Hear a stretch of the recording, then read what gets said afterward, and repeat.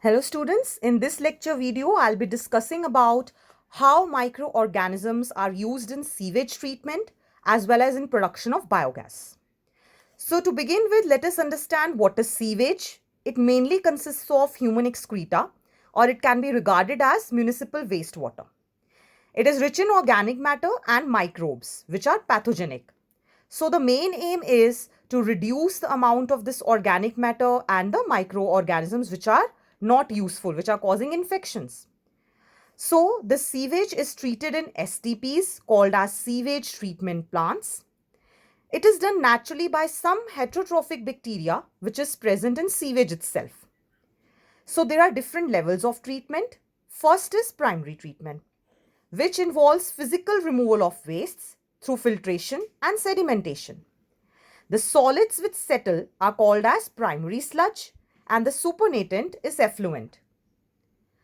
Now this primary settling tank will settle down the primary sludge and will release effluent which will go to the secondary treatment or biological treatment. These are nothing but large aeration tanks where agitation is done and air is pumped. So this will allow the aerobic organisms to grow and it will form flocks. What is a flock? Mass of bacteria as well as fungus. It forms a mesh-like structure. So because of this, there is significant reduction in BOD, that is biological oxygen demand. What is BOD? It is the amount of oxygen which is consumed by bacteria to degrade organic matter. So the treatment is done till the BOD reduces.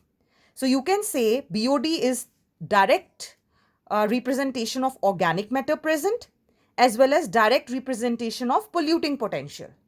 So when the BOD is reduced, then this effluent passes through a settling tank where the bacterial flocks will sediment. Now this flock, which is rich in bacteria, is called as activated sludge.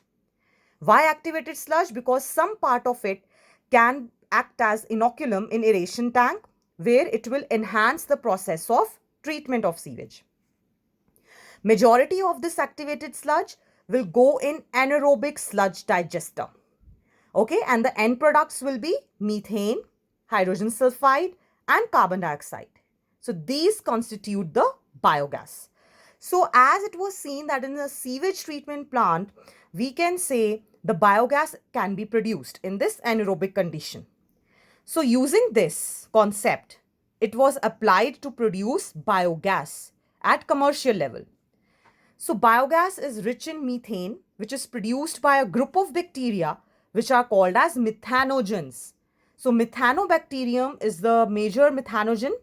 It will be found naturally in the rumen of cattle, which helps in digestion of cellulose. So if the cellulosic material is degraded, then main product is methane.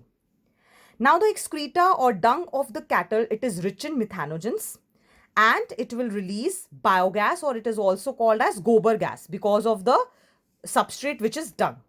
So as this is found very much in rural areas, so biogas production is very much prevalent in rural areas than urban areas. Now coming to a specific biogas plant, how it looks like. See, biogas plant, it has a tank-like structure which is 10 to 15 feet deep, and it has one inlet where the dung water is given in, and the methane which is produced will be released through this outlet, and whatever is not degraded, that is spent slurry, will be sent to the sludge tank. Now this spent slurry can be used as a fertilizer in different crop fields. So in rural areas, one thing is this fertilizer is a benefit. Another is the biogas produced will be helping in cooking and lighting. This technology was developed in India by IARI, that is Indian Agricultural Research Institute, in collaboration with Khadi and Village Industries Commission.